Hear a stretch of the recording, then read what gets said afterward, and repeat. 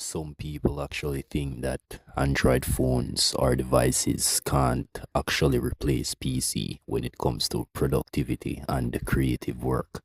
But today I'm actually running the full desktop version of Photoshop right on my phone. Not Photoshop Express, not a mobile clone, the actual desktop version. And honestly, I think this is a game changer. So here's my setup. I'm using the Galaxy S24 Ultra paired with Banner Hub.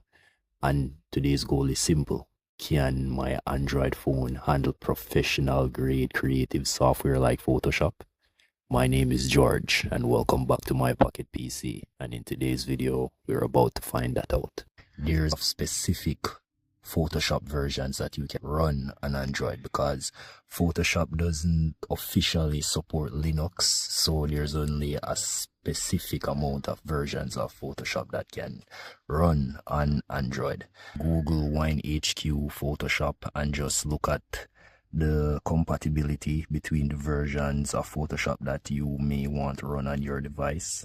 And as you can see, the different ratings that they have: garbage, platinum, silver, gold, and also bronze. I think I have CS5 installed. I was searching for the portable version of Photoshop because I didn't want to actually install it. So I got the CS5 version portable. So I just extract it, put it in a folder, and just run the exe straight from the application or straight from the app. And the app that we are going to be using to run Photoshop is actually Game Hub or Game Native or Banner Hub. In this case, it is Banner Hub because Banner Hub has better compatibility from my experience with Samsung One UI devices. When you first import Photoshop into any one of these emulators, there's not much I would recommend you to change. You know, you can go around and test out things and see what's best work for you. But if you just click on update cloud configurations and it use the most basic configuration, it will work just fine. And as I said, if you want to go ahead and test out anything here for your device specifically by changing a few things, you can also try that.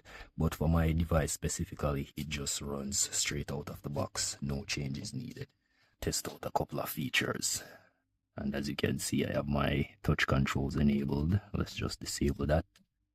And we have our essentials layout right now with our toolbars on the side, our color sliders, swashes, styles, our little menu stuff also up here, and our little minimize, maximize, and close button.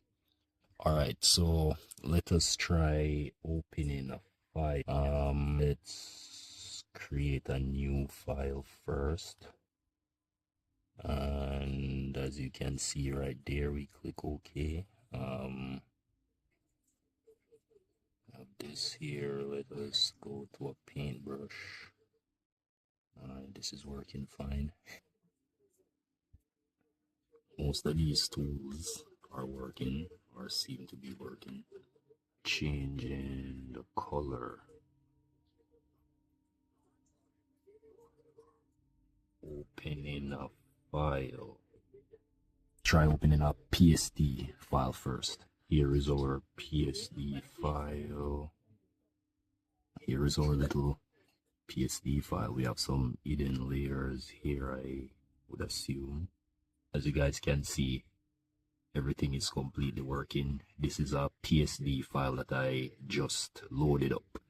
Can long press, select the tools and stuff that I need. And also, if I do this, like, I will literally have to tap the screen 2 fingers at once to get the right click menu to come up. And all of your options are up here also. And if you have a S Pen, if you hover the S Pen over the screen, as you can see, all of the things are popping up just like how you would use it in a mouse or use with a mouse. Everything here is working. Let us try to save as, and we are going to save it as a, oh, sorry, wrong option right here. We're going to save it as a Where is JPEG? Looking for JPEG. Oh, here we go. There it is. And hit save. No, we don't want to replace whatever that we have there. So we're just gonna be giving it a random name. And hit save. And option high. Okay.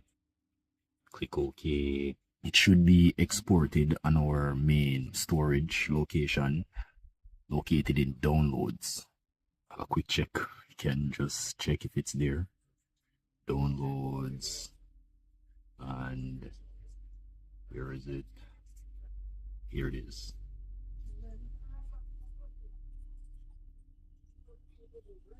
Yep, here's our exported artwork from our Photoshop from within. You have all the bells and whistles here. You can run through, see what's going on, do whatever that you need to do, and it will run perfectly just like you would on a normal desktop. And if it's a case where, say for instance, you need a bigger screen, you could actually have your OTG cable, you know, or whatever USB type C thing that you use to hook up your Galaxy device to another monitor, use Samsung DeX and use Photoshop straight from your phone without needing an actual computer. So thank you guys for watching. Please subscribe and I will see you in the next one.